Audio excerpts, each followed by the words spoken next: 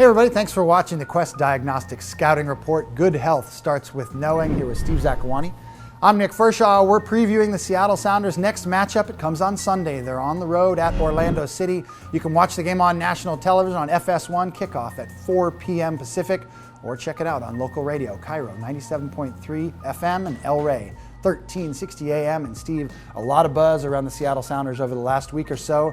Big reason, Nico Lodeiro is in town, the freshly minted designated player and Uruguayan international who made his debut against the LA Galaxy last week.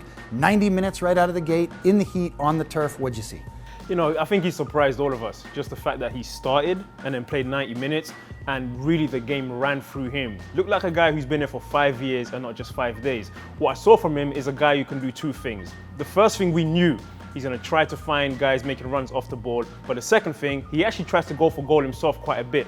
In this first clip, what I love about this, the second he picks the ball up, he's looking up. His first thought is, how can I get this pass in behind? We call that playing the killer pass.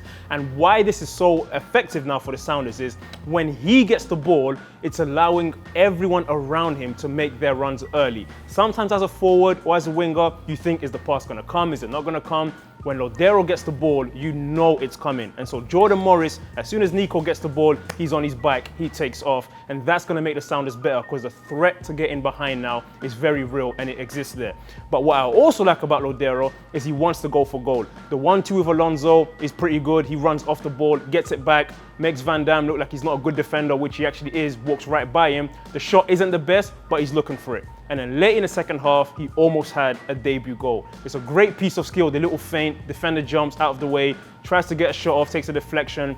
Really good goalkeeping in the end there. But he's not just looking for the killer pass, he's also looking for his own shot and his own goal, and you can't ask for more than that on a debut. Really strong debut from Nico Lodeiro, and a reminder that he had 124 touches in this game, Steve, which is the fourth most by any MLS player in a game this season. Right out of the gate, an impressive debut for Nico Lodeiro. Now a tough challenge on the other side of the ball coming on Sunday in the form of Orlando City, and specifically Cyle Larin, one of the best young strikers, Steve, we've ever seen in MLS. Take a look at this kid's resume. Obviously the first overall pick in the 2015 MLS Super Draft after a stellar career at UConn. He was the Rookie of the Year in 2015 in large part because he scored an MLS rookie record 17 goals in 2015. That is impressive stuff. And you look at his first 2 years as a pro. Now these numbers here, these are the players that debuted in MLS. Their first 2 years as a pro came in MLS, not abroad, not in the minor leagues. Cyle Larin, 28 goals over his first 2 seasons. Look at some of the other players on here. Jeff Cunningham, Giassi Zardes, Josh Wolf, Clint Dempsey. These are guys that either piled up some incredible numbers over their careers in MLS or played in World Cups. And Orlando, 12, 3, and 6. They've lost just 3 times in 21 games when Cyle Larin scores a goal. And he's had a bit of an international career so far for Canada. He's got 4 goals in 17 appearances for them. Safe to say this guy would figure into the U.S. national team picture if he was American.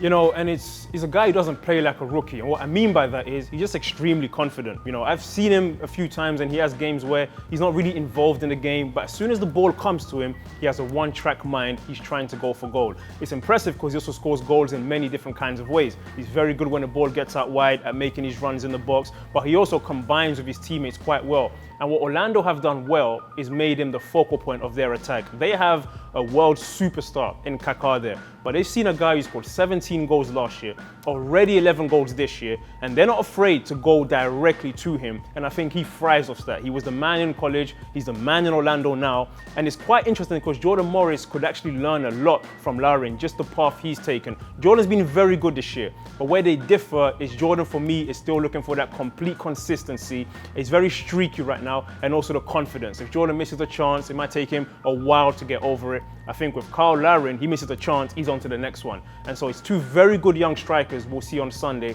But Larin, for the Sounders, they have to be very careful. He scores in many different ways. And this isn't Kaká's team at the moment, this is Cyle Larin's team. You mentioned that consistency. He's got a goal in each of his last 3 games for Orlando coming into this one on Sunday against the Seattle Sounders. Again, kickoff, 4 p.m. Pacific. You can catch it on national TV on FS1 or check it out on the radio, Cairo 97.3 FM and El Rey 1360 AM. For Steve Zakuani, I'm Nick Firchau. Thanks for watching the Scouting Report.